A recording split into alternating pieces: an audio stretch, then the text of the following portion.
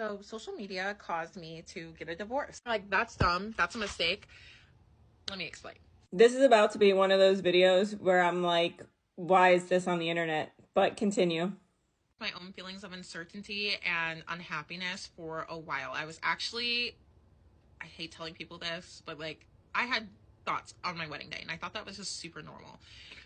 And I was in the haze of being a new mom. We got pregnant very early in our relationship. This is yet another perfect example of how women fall in love with the process of being in love rather than the actual person that they're marrying. And once the excitement of the wedding and having a baby and all of those things die out and reality smacks them in the face, they wake up and realize, oh shit, I think I made the wrong decision. And in this case, a lot of these women already know on their wedding day or before they even have children that they don't want to be with these people in the first place, which I think is very, very selfish. We got pregnant very early in our relationship on purpose, which, again, another story for another day. But, you know, being a new mom, I had two young kids, and I was just in survival mode. So I really didn't have a lot of time to think about me or what I wanted or what I was feeling. I was just in kind of like autopilot. And I think that's probably why, if you go back on my page, you'll see any videos of me talking about my husband where like I make us out to be like the happiest couple ever, which we're not unhappy. There is actually not a lot of tea here. There's not a lot of like jealousy or animosity or a big story or anything that was wrong. It just also wasn't right. Then she goes on a 2-minute rant about how she got into therapy and her therapist is telling her that she's just a people pleaser and this is why she's made such poor decisions to begin with. So it strips her of any real accountability.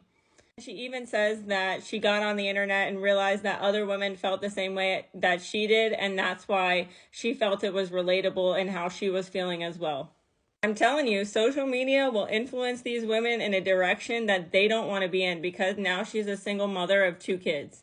And she even goes on to state that there was no tea, there was no abuse, there was nothing, and it was pretty much like she just woke up one day and decided, oh shit, I made the wrong choice. And she's such a people pleaser, but she doesn't realize that simultaneously she's being selfish as fuck, wasting his time and bringing 2 kids into the world, essentially immediately into a broken home or what's going to be a broken home.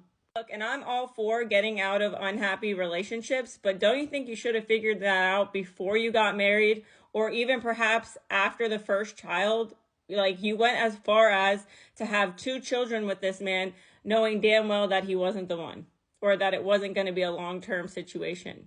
But then these women get on the internet and kind of brag about it like it's funny and like they're not part of the problem because everyone around them on social media and apparently this woman's therapist are validating them for these poor decisions. This just goes to show you how many women are at the stages in their life where they want to do everything for social media and they don't want to do it for reality, and where they fall in love with the process of being in love, but they don't fall in love with the person that they're actually marrying or being with long term. And I think it's incredibly toxic, selfish. I don't care how you spin it.